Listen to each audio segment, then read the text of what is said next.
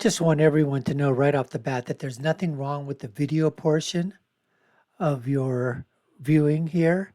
For some reason, I couldn't find the video of this debate between Konstantin Kisin and Ash Sarkar, who is an avowed communist and socialist, as you probably know.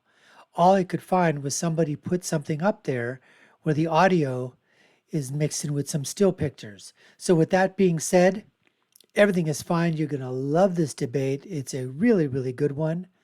So let's get to it, and we're going to go to it right now. Our first witness is Konstantin Kisin, who's a Russian-born satirist, podcaster, commentator, author of An Immigrant's Love Letter to the West. You're in love with us because of our notions of individual freedom, which, by the way, you think we're a bit dangerously complacent about. Why is individual freedom so much more important than collective freedom, security, prosperity, well-being? It's the bedrock of the success of the West. It's the very thing that defines Western civilization against all others. And we talk always about it as a word. The easiest way to understand freedom is to experience a lack of it. I grew up in the late Soviet Union with stories of my parents and grandparents being sent to the Gulag for things that they said or decisions they made. And so I think the easiest way to understand freedom is to understand what it's like not to have it. And that's where my concern about the direction we're traveling in now comes from, because we're in a position where we punish people for the things that they say, and we do this because we've conflated words and speech with physical actions like violence.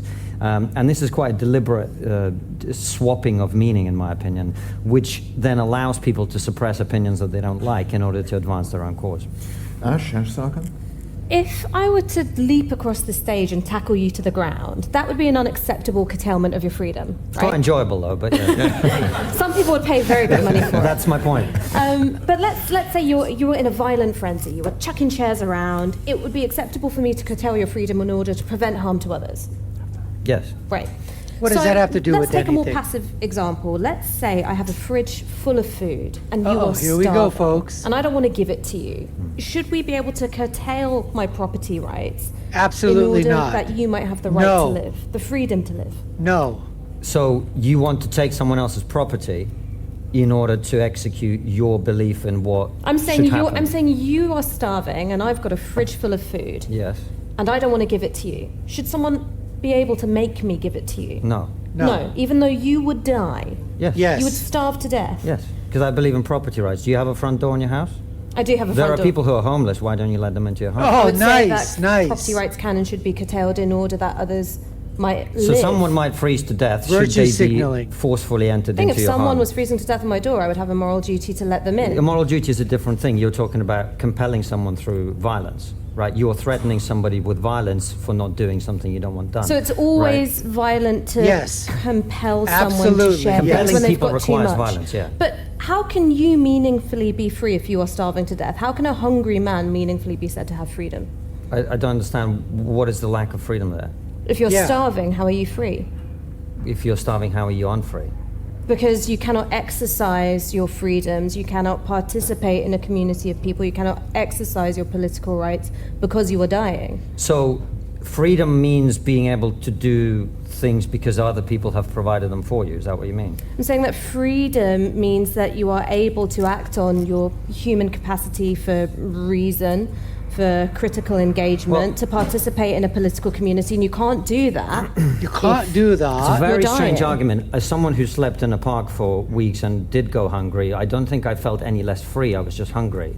These are different things. You think that it's possible to participate as a meaningful political agent if you are on the verge of death? I mean, I'll be honest with you, when I was going hungry and You know, the first thing here is that if you're on the verge of starvation, if you're on the verge of death, the last thing you're considering about is your freedom, your rights. All you're concerned about is trying to get better or trying to get food. This whole thing is just, this is how the left operates, folks. This is unfortunately what you have to play with when you're playing with people like Ash Sarkar, who's an avowed socialist, avowed communist. This is the stuff they bring up. Has nothing to do with the real situation at all. It's just a fact of trying to get emotions to get forward, to try to, prey on your goodness, to try to prey on your feelings, your capacity to have empathy. They go, oh, you can't be a good person if somebody's got food and they're not giving it to a starving person. Are you really free then? I mean, this is the stupidity of the argument, folks. The moronicity, the retardedness, the idiocy. But they continue to go that way. Why? Because it makes them virtue signaling social justice warrior. They polish that halo nice and bright. And they can virtue signal then from their perch, looking down at everybody else, never doing a damn thing that they basically say. Ash Sarkar is never going to invite a stranger into her home. You think she's 2, 3 in the morning, somebody knocks on her door and says, I need a place to stay overnight. Some random guy. She's going to invite him into her home, into her apartment. Bull crap. I call bullshit. Anyways, let's continue. Sleeping in a park, participating in the political system wasn't my main priority. But there you go. I didn't feel unfree. I felt poor and hungry and homeless.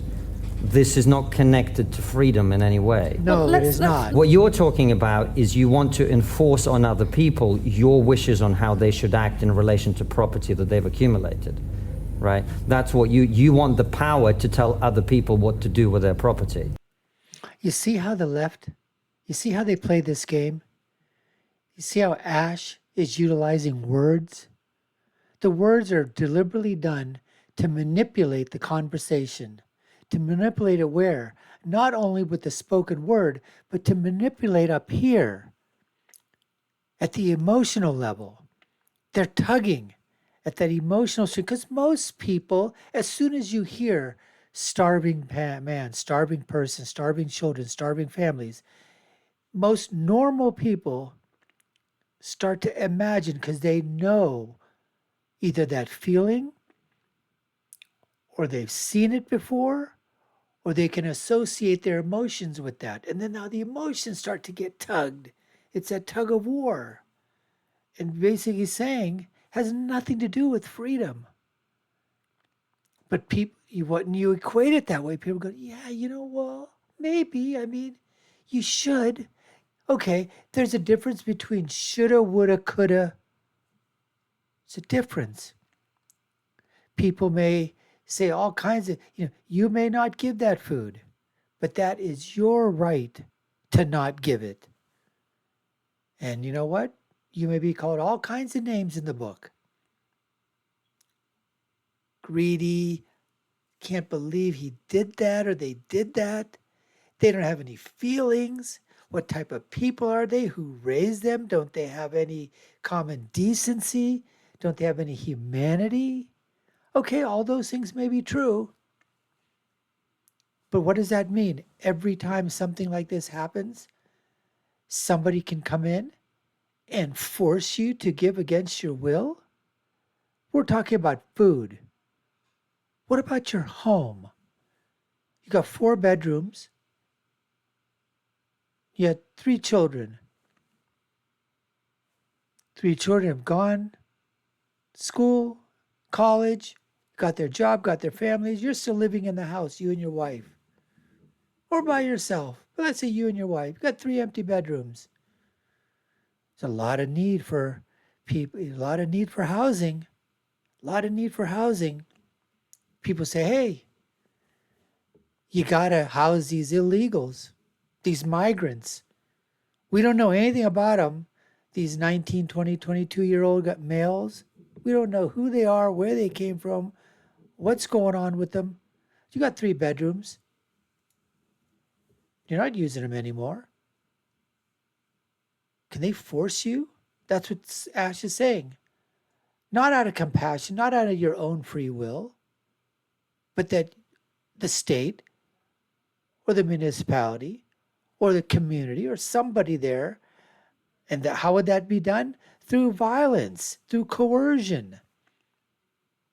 They would be committing violence upon you in your home by forcing those people into your home.